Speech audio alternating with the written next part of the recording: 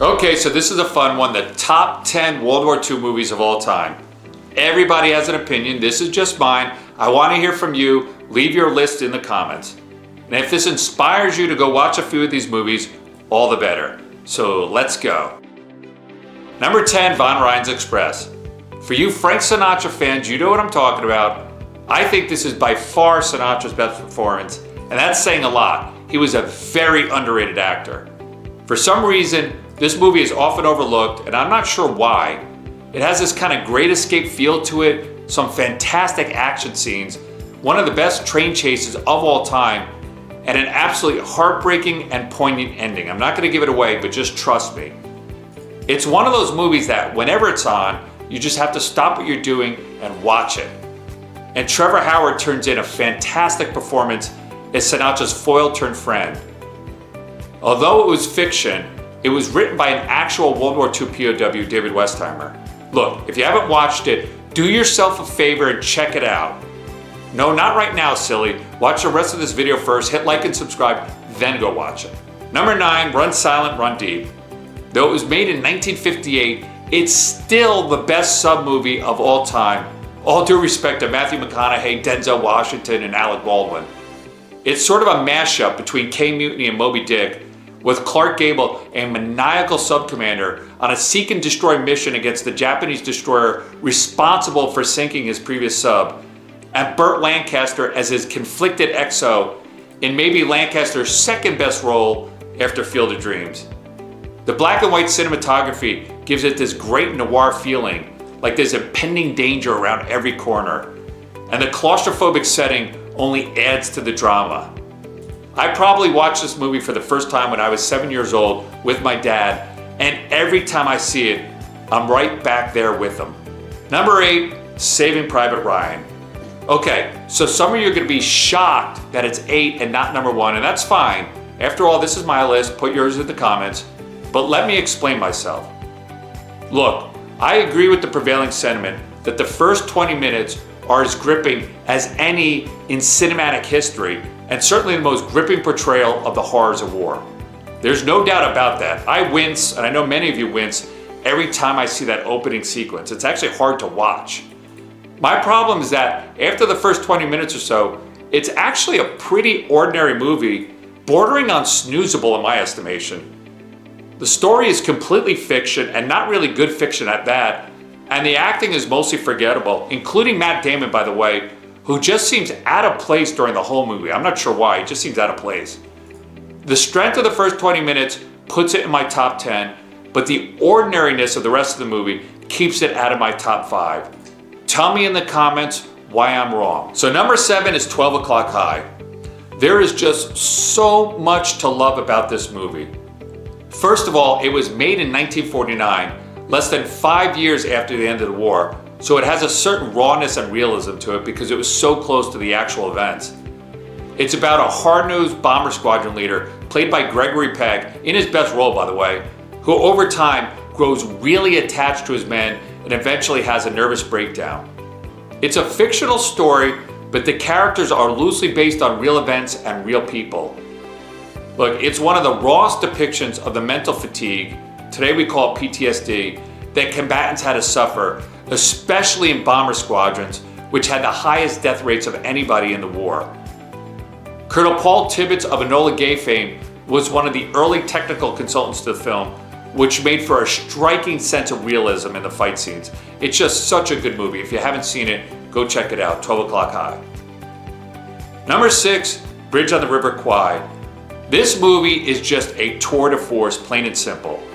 It's a rare movie that both was the highest grossing film of the year, in this case 1957, and also won the Academy Award for Best Picture. Now that is very rare. That alone tells you how good this movie is. With all due respect to Star Wars fans, this is Alec Guinness's signature role.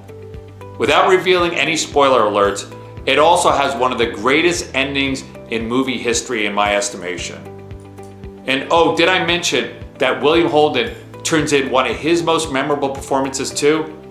He plays the absolutely perfect foil to Alec Guinness, but more on William Holden in a bit, hint hint.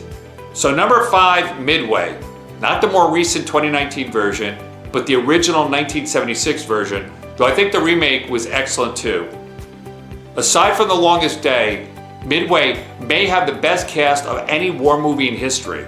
Just think about it. The Charlton Heston, Henry Fonda, James Coburn, Glenn Ford, Hal Holbrook, Robert Mitchum, Cliff Robertson, Robert Wagner, Pat Morita, Tom Selleck, even Eric Estrada. Yes, that Eric Estrada of Chips fame. Certainly had to be the most macho cast of all time. And on top of that, it was scored by John Williams, the greatest movie score composer of all time, bar none. I should probably rank it higher, but I just love the remaining movies so much.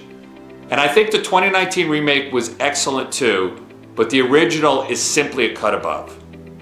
Okay, number 4. Now we're getting serious. For me, any one of the remaining movies could be number 1. I love them all equally the same. But I gotta go with Stalag 17. It's just one of those movies where every single scene is memorable on its own. Not a single throwaway line, scene, or moment. And it may be the most quotable war movie ever. Just so many juicy lines. And for sure, it's William Holden's signature role. In fact, he won the Oscar for it. And the ensemble is mostly character actors, but they play their characters just so perfectly. For instance, Peter Graves' villain turn is so convincing, you could hardly believe he's the clueless pilot in Airplane some 3 decades later.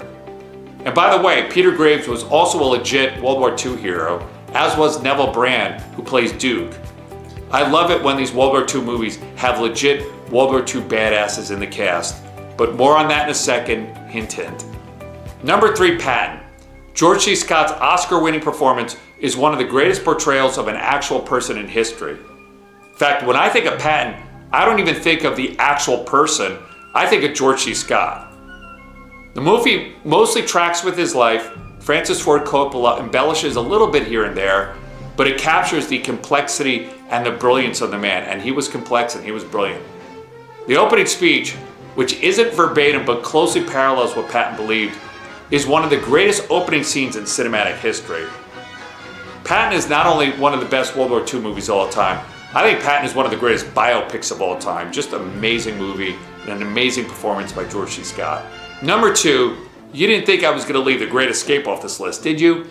Any movie that has Steve McQueen playing a character dubbed the Cooler King automatically gets top 5 consideration in my book. His Virgil Hilts may be the single coolest character in movie history. The Great Escape is another one of those movies where every single scene could stand on its own. In fact, those motorcycle scenes are some of the best in movie history. In fact, that's what the big screen was all about. Every time I watch it, and I've seen it 100 times, I'm hoping against hope that McQueen makes it over the fence. But alas, he doesn't. And the cast is not only a who's who of Hollywood heavyweights, but legit World War II badasses. Like James Garner, did you know he was a World War II veteran in the Merchant Marine? Charles Bronson, a Purple Heart recipient who flew 25 bomber missions in the Pacific. Donald Pleasence, he flew a staggering 61 missions and served as an actual POW during the war. In fact, there was one point where Donald Pleasence gently offered director John Sturges some feedback to make a particular scene a bit more realistic, and Sturges kind of curtly, summarily discarded it, told him to shut up. At that point, James Garner and Charles Bronson stepped in and had to remind John Sturges that maybe they should listen to Donald Pleasence, he was the real deal. I just love it that these guys all stuck together and they were looking out for each other. Look, there's no such thing as a perfect movie, but if there was, this would be it. Before we get to number 1, a few honorable mentions. So Band of Brothers, no, it's not a movie, but it's still fabulous. It's as good as anything that's ever done on World War II, and I had to mention that. The Big Red One, another fantastic movie, often overlooked, and maybe Lee Marvin's best role, who by the way, was also a World War II badass, a Purple Heart recipient. Hacksaw Ridge, the story of Desmond Doss. Doss was such a badass that Hollywood actually had to water down his exploits for fear that would have come off as too unbelievable. I mean, can you believe that? The Enemy Below, another awesome sub-movie, and Tora, Tora, Tora, which in my estimation is the best movie about Pearl Harbor. Okay, so number 1 is The Longest Day. Look, The Longest Day to me is the equivalent of Stairway to Heaven. It just belongs on top of any list about the best World War II movies, the way Stairway belongs on top of any list about rock and roll songs. I mean, where do you even start? The cast is simply off the charts, maybe the best ensemble cast in movie history. It's certainly the most historically accurate portrayal of the D-Day battle. The sequences were so ahead of its time for realism, and they still hold up today. And it's one of the few war movies that give you truly a panoramic view of the war, telling the story from all perspectives and angles, not just one point of view.